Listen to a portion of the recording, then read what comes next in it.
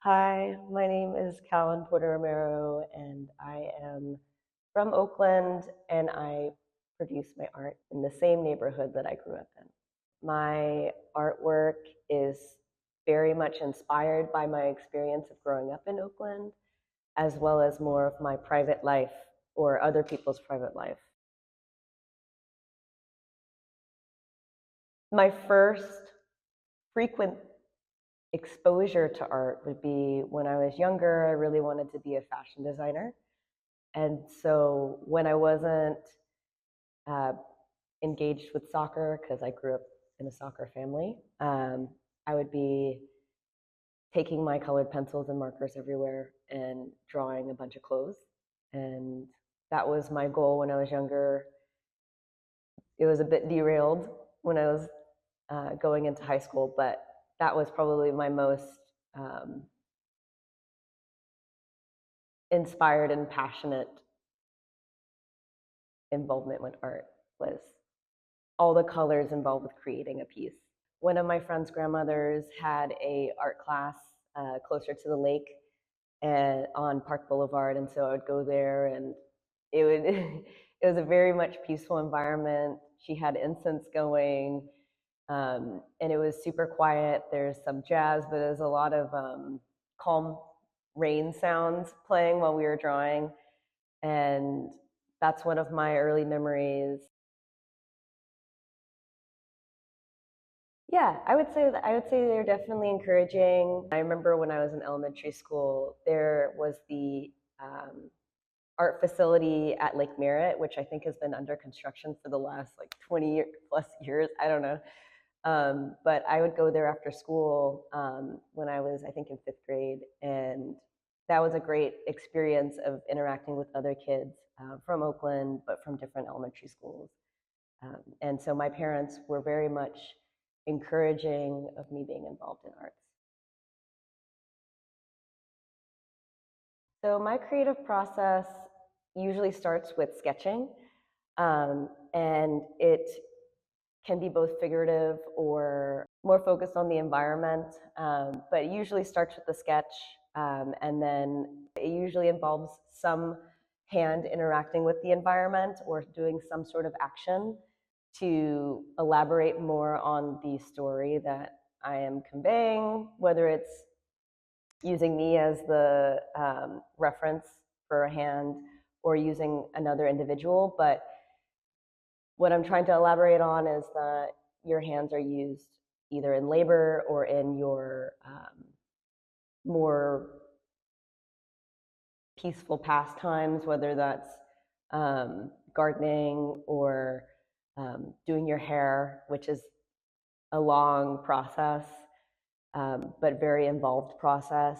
Um, and so, again, I start with a sketch and then I create a more 3D effect for the hands. Usually it's with a type of thick oil paper, which you can make a stencil out of, um, or I use fabric or cardboard. The paintings can range in size, but again, it's meant to convey some sort of action that the hand is involved in.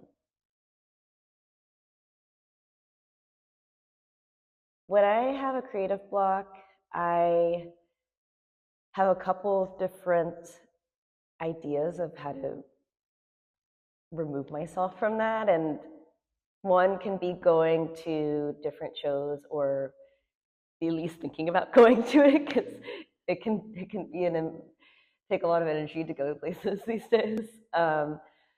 So looking at other artists and reading about what their process is like is really helpful and inspiring, especially if they have some sort of long thought out process for making one single piece. I think that's really cool. Um, Another way I can get out of a mental block is by working on something else, and then coming back to that piece later. And that's why, like, when I'm working on a piece, the amount of time that it takes to complete it ranges. And then I'd say my third way of getting out of mental block is just reading a book. I'm really much into science fiction and fantasy as well as nonfiction. Started to read things that are guiding me in a future project, which is about eminent domain. And so I'm reading about how zoning was created in the Bay Area. And that's inspiring me to maintain motivation. Growing up in Oakland is very unique. It's allowed me to experience so many different cultures. I mean, this is such a stereotypical response, but I am so grateful to growing up in Oakland versus somewhere else. My family is still here. My grandmother's still here. Majority of my friends are still here that I grew up with.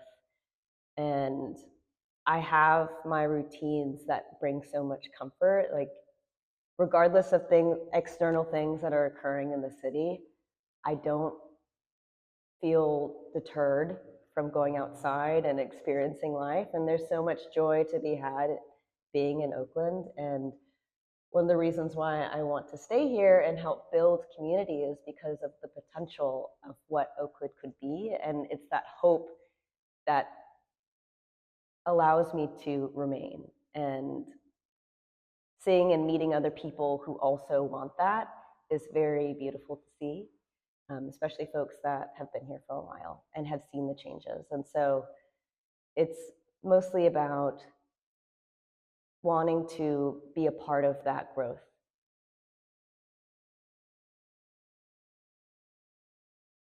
This isn't really a memory, it's like an ongoing memory, an evolving memory where, you know, growing up here, there's so much sound in a way that feels empty if you go somewhere else. Like growing up, I always knew when some sort of event was happening because of the amount of firecrackers or the amount of fireworks that were occurring. People just didn't care what the event was. There was always never-ending firecrackers. And I am so used to that sound that it feels weird not to hear it. And so on 4th of July, or even New Year's, the 360 view that I have at my house of all the fireworks, it like does somewhat look like a war zone, but it's so beautiful because everyone's so excited to share something that, you know, that they want to contribute to the environment, which is I am also a part of this city and I want to participate in this event that everyone else is also participating in. And so there's some sort of equal playing field when it comes to fireworks here in Oakland that I think is really hilarious and also beautiful. I mean, obviously there's the impact on pets, but it's been music to my ears growing up.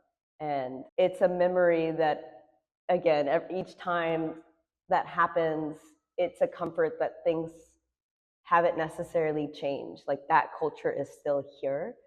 And I am aware that it impacts pets. And so I definitely am sensitive to that. And I grew up with pets who were also sensitive to sound. But it's that sense of contribution that I appreciate.